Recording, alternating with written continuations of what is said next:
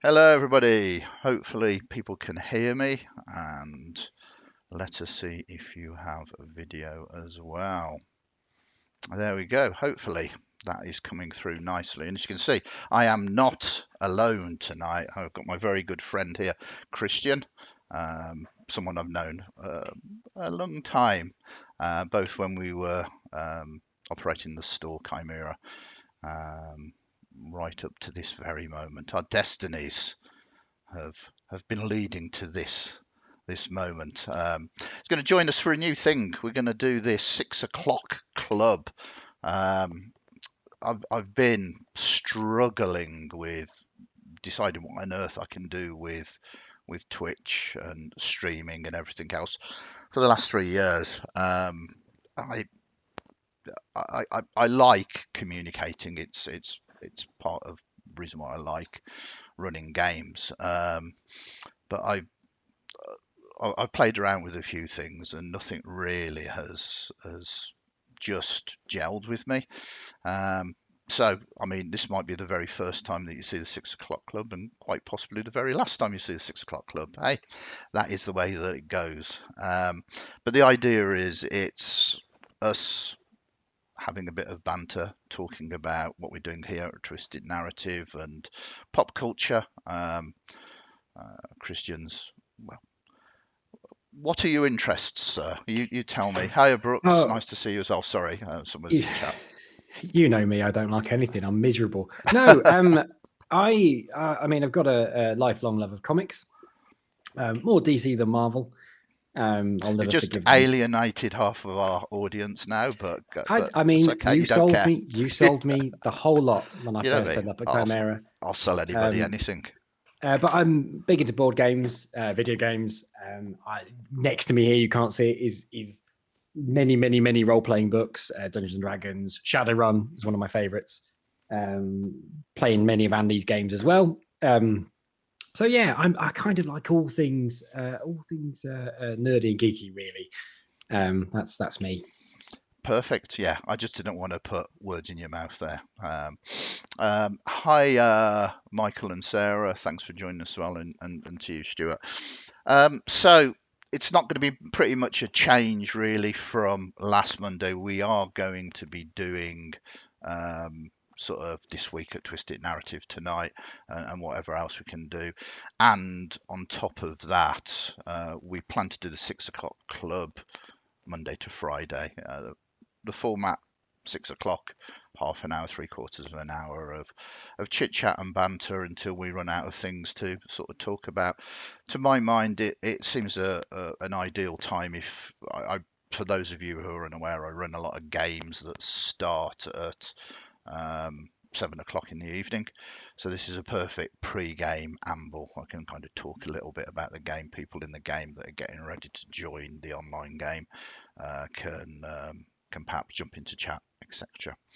So so yeah, I've just noticed in chat. Sorry, I'm not very good at multitasking. Uh, I'm old. It seems that Sarah has just printed off her not first but second PhD, having submitted it last Congratulations. week. Now I'm assuming that's because you're very clever, not because the first one was rubbish. Uh, I'm only joking. I know Sarah. Very well done. Incredible, really. PhDs. I mean, that is. It's kind of like we're talking top percent of the Yeah, world there. I mean, thousands and thousands of words. yeah. That, I barely have a degree. I don't even have a degree, um, so there you go. Sarah is great, especially at sneaky birthday surprises, indeed. So, enough of the introductions. You'll get to know me better and you'll get to know Christian better over the next few days, for those of you who don't know us already. Um, but we'll talk about last week first. Very short recap of the things we did because we did do some great games, a large amount of games as we know. So first of all, Christian was in our Tuesday night Vampire the Masquerade game. I love Um, that game. yeah, it's there's a different vibe to it, isn't there? There's a different feel to it. It's a very much narrative game, and um, it's very strange in the fact that you are these incredible, powerful supernatural entities, um, but you just know that there are even more powerful supernatural entities out there, and it's a strange sort of dichotomy of balancing. It's like, yeah, and then you get drawn into the politics. What I kind of shot myself in the foot a little bit, which I quite often do. I'm gonna I think you probably realise this by now. One of the key aspects of Vampire the Masquerade is the characters' backstories and their touchstones and everything else. And I thought it'd be a really clever idea to have them wake up from torpor kind of decades later. So all, all of their backstory and touchstones are kind of null and void. All of mine are dead. Yeah, I, basically. I, Uh, I went into torpor in the 70s because it was too beige. Two page, yeah, 70s. So it's been quite a challenge to me as I have slowly but surely kind of started eking out backstories now, and they're coming to the forefront after I'm not quite sure how long we've been playing it, but after a good number of sessions. There's been other stuff going on as because like one of the great things is they come out of this torpor, which is like waking up, and it's a new world. Things have changed politically with Kindred, and they've been finding their feet. Um, but now it's time for a lot more sort of interpersonal stuff, and we've just started scratching the surface of that, which is very exciting for me, and hopefully terrifying for the players. um, so that's Vampire. Then as Stuart, Mr. Brooks 729 has just mentioned about a sneaky Sarah, because my special project that I mentioned Monday last week on Wednesday was actually a special event, a special game session for Michael, and we had a few players arrive unexpectedly, and mayhem happened. I hope you did like it, Michael. I had a blast. I think everybody else did as well. And a big thanks again to Sarah for organising it, and a big happy birthday for last Friday to you as well. Um, then I'm just going to rapidly run through the others. All the games seem to go okay, really. We had Collateral Damage, Call of the Netherdeep um, on Thursday. Collateral Damage, our 18th level D&D campaign on Friday night. And then Saturday and Sunday, we run an awful lot of games. We do technically 4 on each day. We had Dungeon of the Mad Mage, which is obviously the D&D campaign book. Greyhawk Unbound, which is kind of homebrew, looking at one of the first D&D worlds. Then we did something quite interesting, Tales from the Smoke, my homebrew world, a sort of fantasy steampunk London I'm setting. so glad to see that one back as well, Andy. Cheers. I really enjoyed watching the streams you used to do of it. Yeah. That was a lot of fun. Seems like a lot of fun, that setting. I mean, I think anybody that homes brews something, a world setting, they put a lot of themselves into it, you know. So I'm passionate about it. I love it, but I mean, I'd be doing it very wrong if I wasn't. It doesn't necessarily make it good. It's just I like it. But yeah, we've started doing some one shots there, which is great. Then we did Spelljammer on Saturday night, which again is a crazy setting. I'm very pleased that Wizards have kind of brought that back, and uh, regardless of all the hoo-ha, and we might come on to that a little bit later about the open gaming license, or we might do it sort of Tuesday, Wednesday. Um, then, unfortunately, our Sunday morning game didn't fire. A couple of people just couldn't make it, which gave me more chance to sort of work on the other games of the Sunday. We did a mythical one shot, which went well. Then we did our Eberron game, Shadows of Sharn, or the Anti-Heroes, that Christian's also in as well, and that was that was interesting. I don't think Jocelyn is in chat at the No, moment, she's not. but she will Um, be watching on catch up. yes. So yeah, a name, a call out to you, Jocelyn, for some. Go on. As a DM, as a fellow DM, I spotted the "Are you sure?" Now you Oh, didn't phrase it like "Are you sure?" but I spotted the "Are you sure?" a number of times, there was a number um, of times, yeah, and lo and behold, we very nearly lost a player, yeah, a character. We didn't in the end, but we did for a little while. yeah. Now I was a little bit sneaky here. I don't actively seek to kill characters. I believe role playing is a cooperative game. I believe it should be fun, but I also believe that characters, players, should be challenged, and that there should be a degree if you do something incredibly wrong, like the classic critical role. I'm going to jump off this 1,000-foot cliff and I'm going to polymorph into a fish. That it's like, now, are you really going to do that? Oh, okay. Um, and we had one of those situations in this game, and well, the character died to a couple of quite powerful NPCs.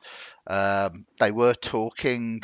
Um, they were giving opportunities to sort of leave, but the point was pressed, and Jocelyn's character decided to make the first move. Uh, then the character died um, Very quickly. very Two, quickly. 2 rounds, I think. Yeah, I mean it's uh, I can't pull blows. It was full shadows. There's another character that is powerful that the players have already met, that they've brought to their side, and he's terrifying. He's kind of unhinged, and he's a great person to have on your side. Um, but you don't really want to particularly rile him or you know have him turn against you. And there were two of these like-minded individuals here. But what the players didn't know, and what I knew, is um, that she'd already had this character basically make moves to becoming a sort of vampire, a dampere. So I basically had made notes that if the unfortunate thing was going to happen and Jocelyn's character was to die, she would actually come back as this. Jocelyn didn't know this. The other players didn't know this. The other players were were aware of the contact that they had had with this vampire NPC. So it was quite interesting, really, to see that play out. I know I've taken a fair amount of time up with that, but it was one of the highlights of my week, really, because it was quite emotive.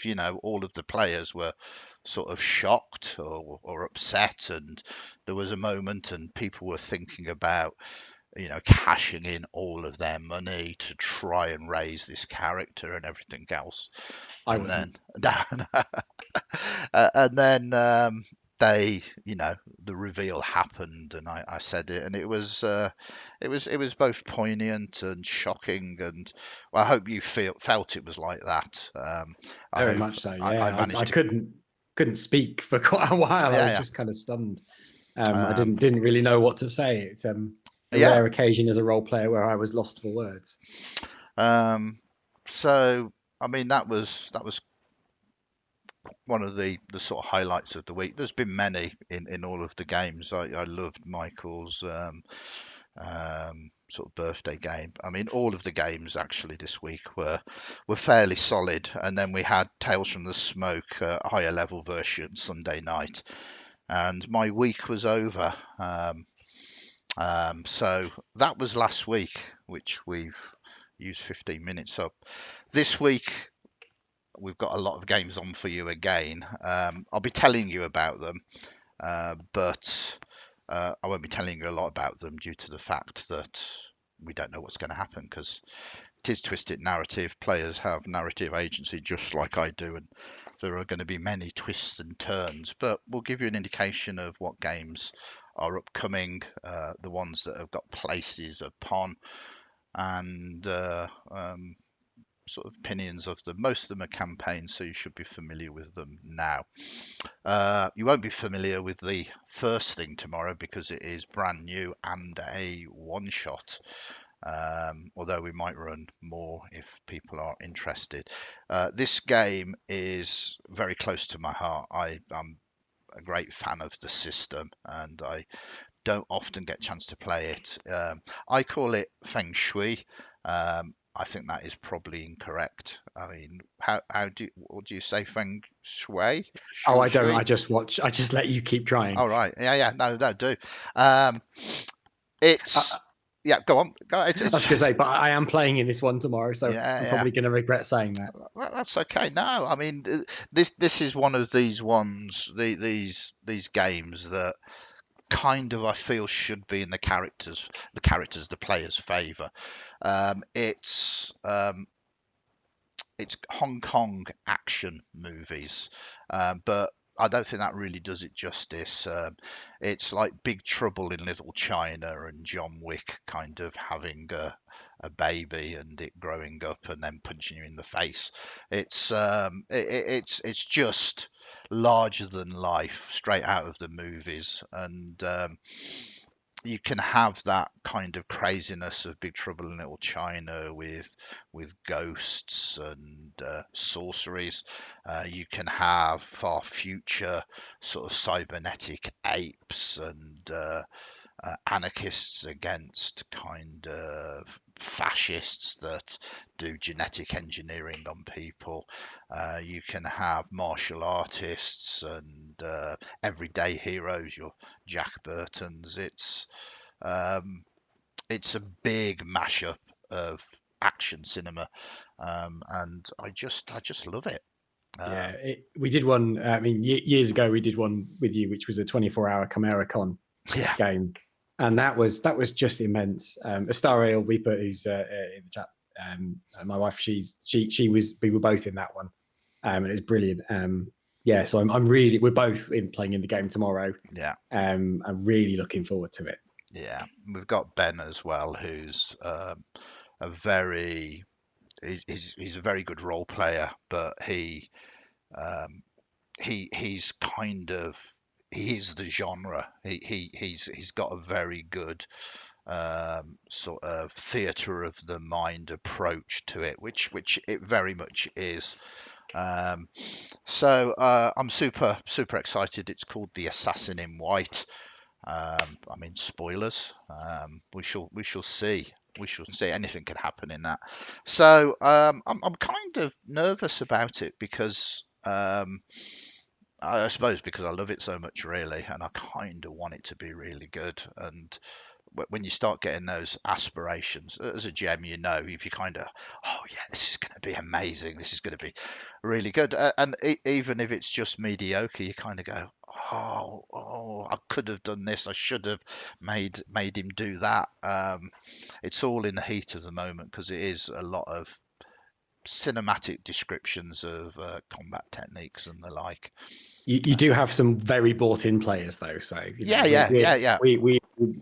I mean, I specifically wanted to play Feng Shui. When you asked a while back, what systems would you like people to play? yeah, Would you like to put on? Feng Shui was top of my list because yeah, it's such a fun system. You have to be able to describe that action. You have because I can't remember correctly, but I think it's you describe what you wanted to do and you sort of describe how cool it's going to be and what it's going to look like, and then you roll the dice kind of based on that. yeah. You know, mechanically it's interesting. It's got positive and negative dice.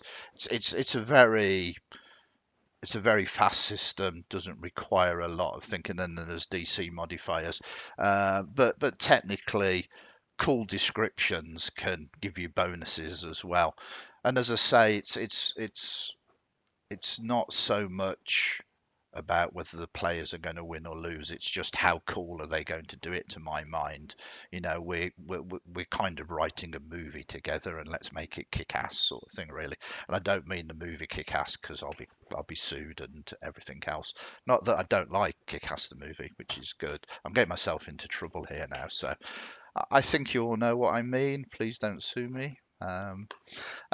Okay, so that is tomorrow night, and then that is Tuesday. Wednesday, we've got Fortunes Untold, which is an ongoing D&D campaign, and I'm really enjoying this. Uh, it's they're searching for these elemental weapons that are these artifacts that are from a time before times where elementals, powerful elementals, kind of Jinn, Ifrit, etc., basically ward over the prime material plane, um, and these items, they need to be gathered. Fairly typical Dungeons and Dragons kind of quest line, really, to stop something very, very bad from happening. The first one has been retrieved. They are they're searching out for the next one, which they technically know where it is, but it's in the hands of basically the admiral of, I think we called it the Debauchery, which is the huge fleet of pirates in the inner sea of Faerun. So it's So not, it's Forgotten Realms then. yeah, Set yeah, in the Forgotten yeah, Realms. yeah, yeah. It's classic D&D. Um, and what they can't just go there and try and take it. They have little chance. They've got to ingratiate themselves with the pirates first. They've got to become part of the debauchery to get anywhere near this admiral to be able to do it. But there's shenanigans afoot. There's a rebel pirate lord, because the characters are quite good aligned, and they go in, we don't want to become pirates and do bad things just to get this. And it's like, yeah, no, that was never the thing. And there's a setup where they are now negotiating with an outlawed pirate who wants to. He's seen his better days, and he wants to, in effect, put right the wrong things that he's done. So they are giving him cause to be able to go back, and they'll go back with him, and hopefully they will. They will be able to deal with this admiral. So it's a great game. Really enjoying it. And And are there any spaces on that one, or is it no, sold out? no, no. It's most of the games. We've only got 3 games, and there's one spot left on Feng Shui. Thank you for reminding me. And That's what you then, paid me for. yeah, well, sorry, sorry. I'm just gonna. I can't quite hear you. We're losing him He's now. going. We're Yeah. losing him. Um, no, the only other 2 games that we've got spaces on are on Sunday, and I'll come to those in a minute. Um, so Thursday is our Icebreakers campaign. They're about 12th level now. Quite powerful characters, and we had a very good session 2 weeks ago. It's a fortnightly game where, a bit like I was talking about Vampire, all of their backstories, they've gone to the big city now, and all of their backstories they've managed to get the hooks to, and it's like gone from, we're not quite sure what we should do next, to, oh my god, we've got all the things to do. So very much looking forward to that, set in the wonderful world of Critical Role Exandria, in Wildmount. So very excited about that. And as I mentioned before, the Critical Role games are very interesting dynamically, because I don't know whether people that playing it subconsciously or consciously, push their role playing forward, but it's a very role playing orientated D&D. There's a big focus on backstories, interpersonal play, and it's beautiful to see. I've never seen the chat. Whenever, certainly, a Yeah, yeah. while back, in because Andy posts every day in the Twisted Narrative chat, and I'm sure a link will be available in the Discord very shortly for those that aren't members of the Twisted Narrative chat. While you're talking, I'll do that. But whenever it's a Icebreakers day, and Andy said, puts a good morning in there, and we'll share what's going on with the day. when it's icebreakers, people are always shouting icebreakers, and for a long time, I had no idea what icebreakers was. But people love it. It seems that it's a very popular game and very beloved by the players, It is. which I'm very jealous of as a GM. No, I mean we've got a fantastic community, but yeah, they've taken it to heart. For anybody who isn't part of Twisted Narrative, don't know where we lurk on the internet, um, whether you're in chat now or you're watching on catch up, just put the Discord um, link into chat there. You can follow it from our main Twitch page and our YouTube page. This will be going on YouTube tomorrow, 24 hours after this. Then we've got Collateral Damage, which is our highest level campaign. The characters are 18th level. A beautiful set of players again and characters. Um, High level D&D is very clunky.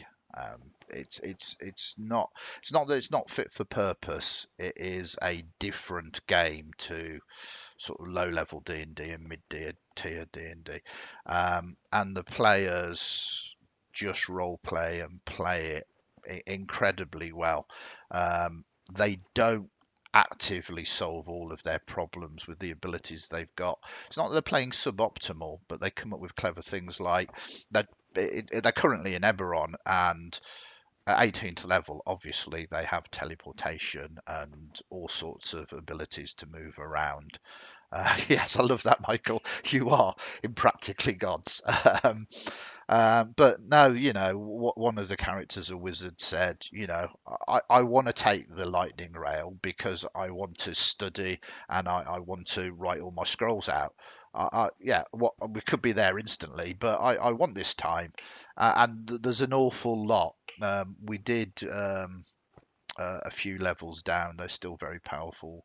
They went to an asylum, and it could so easily have been, well, we're really powerful. We don't need to be scared.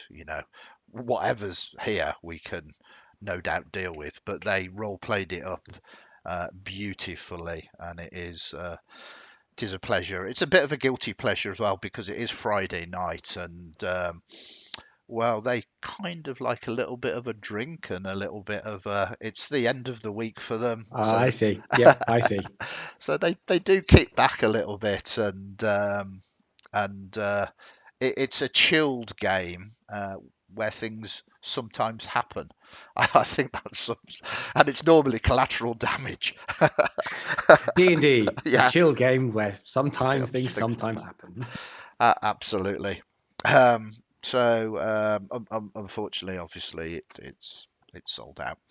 Yeah, and Um, Brooks has put in the chat that it's every Friday night. it is well, it's a very Friday night, but Oh, it it's a is, very yeah, Friday. yeah. Sorry, It I is can't read. it is one of the um, few games that we run that is a weekly.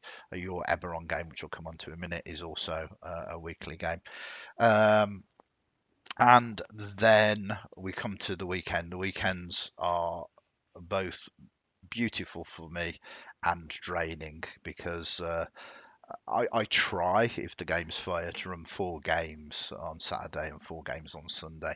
So it's fairly intense. This Saturday we've got Curse of Strahd, and they are coming to the end game of this now. Um, I'm kind of running the book more or less as written. It's a great campaign. I don't really want to say much more because they are coming to the end game now. And for people that are playing the book, I don't want to give any kind of spoilers out, but it's really good. And the same thing with Tomb of Annihilation, which follows the Curse of Strahd game.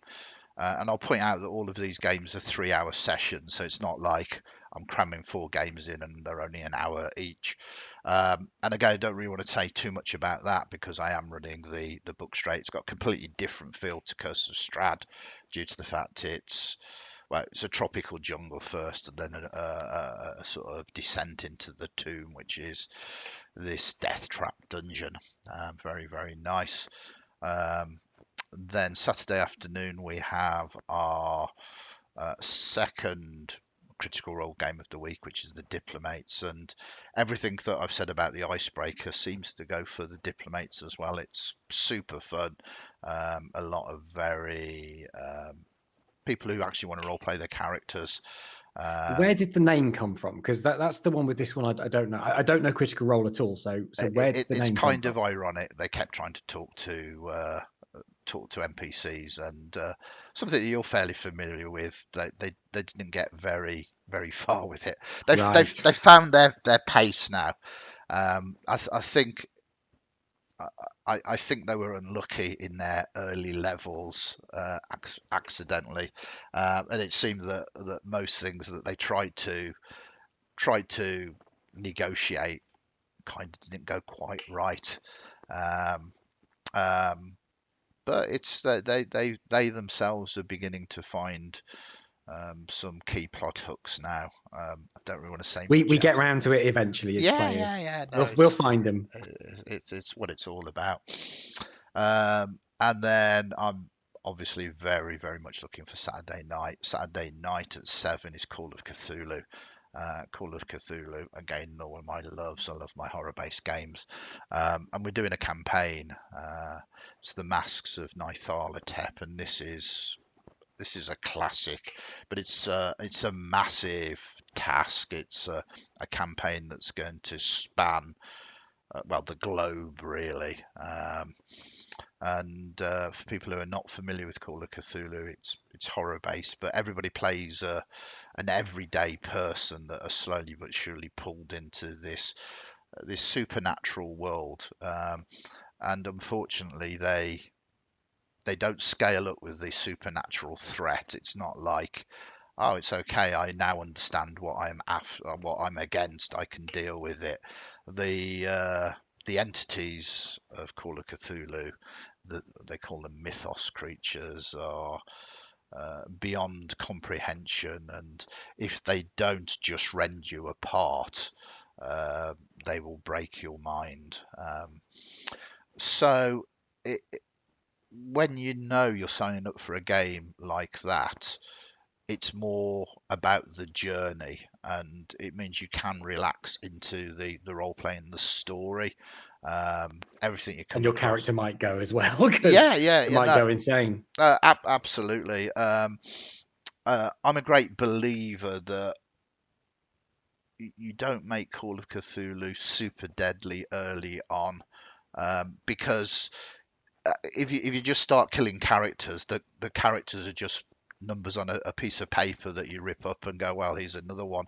You kind of want them to get involved in the game world, the world building. You kind of want them to get connections with the other players, so that sense of loss is greater. Um, um, um, so there's a slow build, but this is a massive campaign, and without doubt, I'm fairly certain we'll lose some characters. They're aware of that, but they'll be, we'll have the same players, and they'll bring other characters in, and it'll be interesting to see where it takes us. But very much looking forward to it. We've actually just started it. We've played about sessions, but there's a prologue in the new edition, and we've just played the prologue, and we've done the first little bit of action. And I don't really want to say much more because, again, spoilers. It's a pre-written campaign. It's not something that I've done. Then we come on to Sunday. We've got a few games on Sunday that do actually have spaces in. The first one, Sunday morning, I have this. It's one of the reasons why I don't have my funky sort of backdrop, is because I can actually show you things. Ooh, Pathfinder Beginner's Box. look at that. It's a thing of beauty. It is. I think we've got a little bit of time. I'm going to crack the seal on it. Um, a Ah, bit. now you've diminished its value. I was the kind of person that played with my Star Wars figures.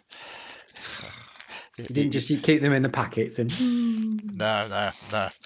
So there's nothing like this. So I've played Pathfinder. If you kind of look over here to those bookshelves there, they're full of role play game books. Um, um, I kind of buy a lot of content on PDF as well, but I just love product. I mean, look at this. This is so we've got beautiful, beautiful box art. Um, we've got some black discs, which are for the NPCs and characters. You've got little standees, Oh, very nice. got some dice. Sirenscape, it's something that I need to look into for our games. Read this first. Um, but fundamentally, I'll stick that up there so you can't see me. You get the Hero's Handbook. You get some blank character sheets, 4 pre-gen character sheets, some flip maps, some dice, and some, they call them pawns, basically. But it's got that new game smell as well when you open it. Oh, it does. It's very nice. It does very nice. So player reference cards in here.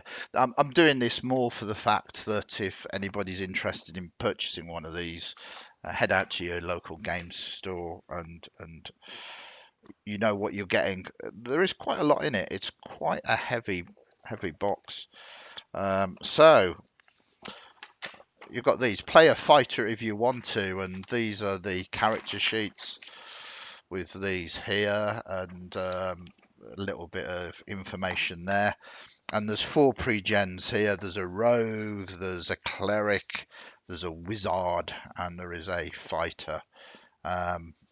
So very nicely presented. And to be honest, the paper's quite thick. It's not. It's the kind of paper you want if you're going to be using it a lot, because it's not going to easily get kind of mucked up. What's the flip mat like? Is it sort of a wipe clean one, or is it Yeah, has it got a mat? it's I mean, Oh, I love a good map. I'm a sucker for a good map. yeah. So I mean, it's fairly large. This is spoilers for Saturday for Sunday's game. So it's double-sided as well, and it's the kind of one that you can white mark on if you need to. Very nice. Then you got your blank character sheets. Then you've got your beginner's box, hero's handbook, and beginner's box, GM's guide, which is great. And then you've got all of these magnificent things here. And they're double-sided as well, so they stand up on those things there. And you've got 1, 2, 3, 4, and the artwork is I don't know whether you can see that. Yeah, Artwork is Pathfinder's artwork's always really nice. very cool. So I'm going to be doing a taster session, a beginner box one shot on Sunday morning, 10 till 1. We'll be doing it on Fantasy Grounds Unity. We will be doing it on Discord.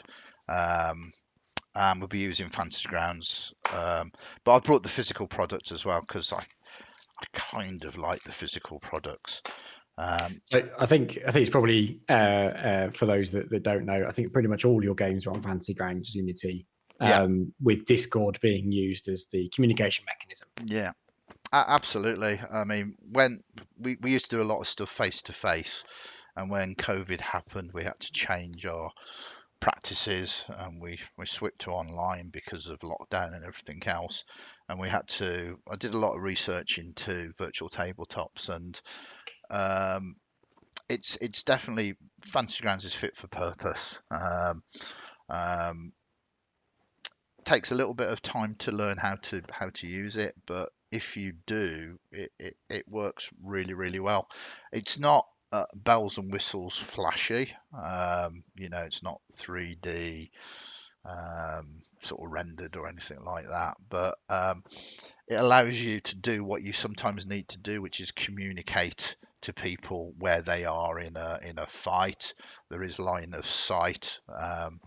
I've used it solidly for 3.5, 4 years now, and I'm a fan, I have to say.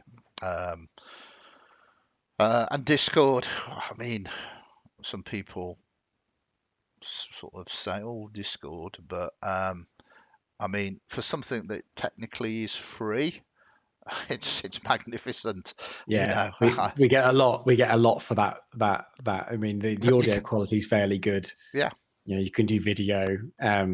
Yeah, I mean, I use Discord for my games, yeah, mostly because it allows me to lock down the. I own the server, so I can lock it down completely. yeah. Because when I used to run them on Skype, I used to get kicked out of the group by a player that was playing on his phone and accidentally kicked me every time halfway through saying stuff. Now, that is something that you don't want to happen. No. Oh dear. I just have, well, thank God I'm on Discord because you just gave all of my players, especially the Friday night ones, an idea. Um, Yeah, you can um, get the opposite of inspiration for that. yeah, absolutely. So there are 4 slots on the Pathfinder game. If you've not tried it, try it. If you have tried it, come along, help the others out. There's there's a zeitgeist at the moment about people wanting to try other systems because what is currently happening or potentially might happen, the uncertainty, I think we'll call it. Um, I actually like Pathfinder. I buy sort of all of their products really because I'm a fanboy. Um, Quite often I just convert it to 5th edition D&D. It's easy enough to convert, but it'd be nice to play it in its original format if anybody is interested in playing. I mean, enough said. It is a solid high fantasy role play setting and system. If any of you are familiar with Dungeons and Dragons 3.5, it's kind of evolved from that, but Pathfinder 2's a little bit more intuitive and smoother. And I think it is a very solid system. Then our second game of Sunday that we've got a couple of spaces on is Mythical. This is a tier 2, so 5th level to 10th level, high fantasy homebrew world of mine. Dungeons and Dragons again, and we've got a couple of spaces left on that. Then we move to Eberron, the Anti-Heroes, which we've already mentioned from last week. It is a weekly game. And wow, you've just arrived in a very prestigious holiday resort location. Indeed. Yes. We're doing the I think it's the in anime terms, it's the beach episode, I think is what we're gonna have now. Well, kind of, because you're trying to still chase down, I say, one of these agents, these black ops agents from the last war, this 100 Years' War, that we kind of mentioned previously.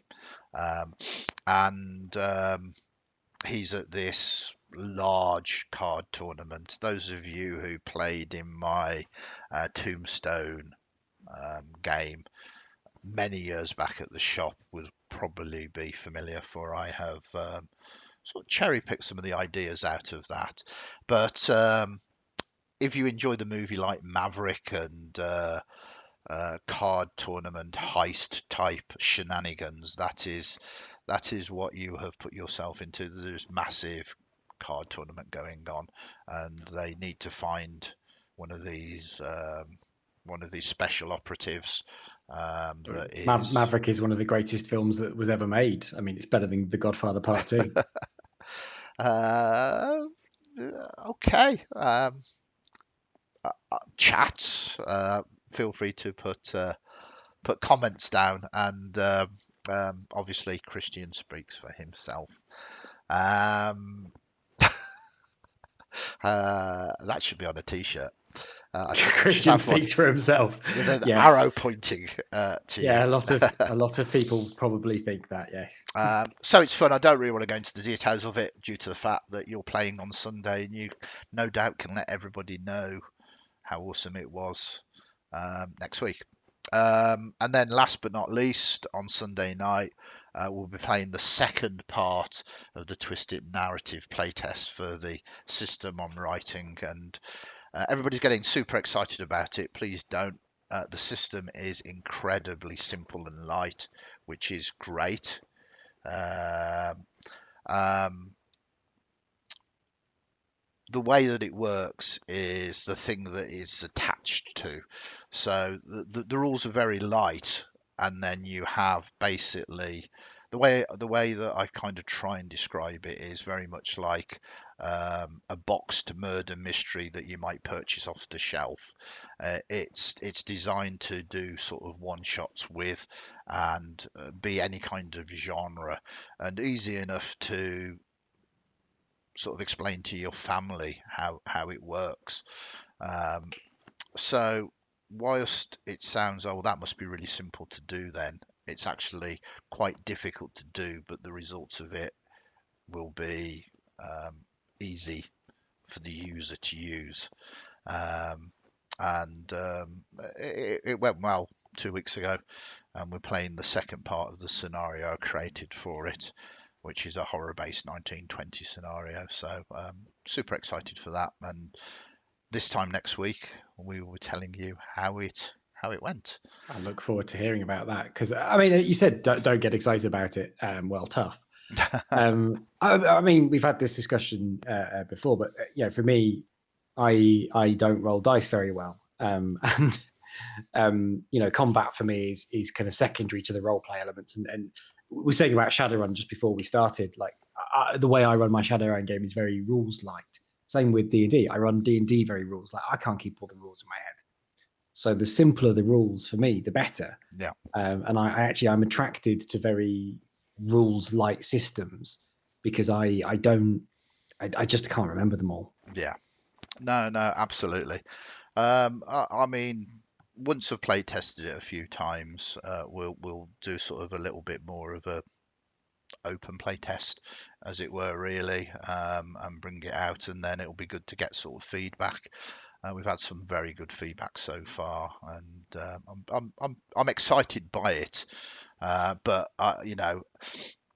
it's most certainly not a knee-jerk reaction to what is going on with the larger issues of the OGL and everything else. It was something that I've been working on for a while because um, I like rules like systems. Let's focus on the fun of the game. Let's focus on the role playing and interactions. And if I don't mind sort of stopping a game for a moment and going, well, okay, you really want to do this. Okay, so how are you going to do this? How does this work in this setting? But to my mind, it's much cooler to be able to go, oh, you want to do that? Okay, then. Well, that's a social activity that you're doing. Roll your social dice. Yeah. Okay. And we'll see what sort of happens, really. So um, it's an interesting process, if nothing else. Um, we are coming to the end of the time, really. I said sort of 45 minutes, and I kind of really need to keep these to 45 minutes because if this wasn't Monday night, I'd be literally starting a game in 10 minutes' time.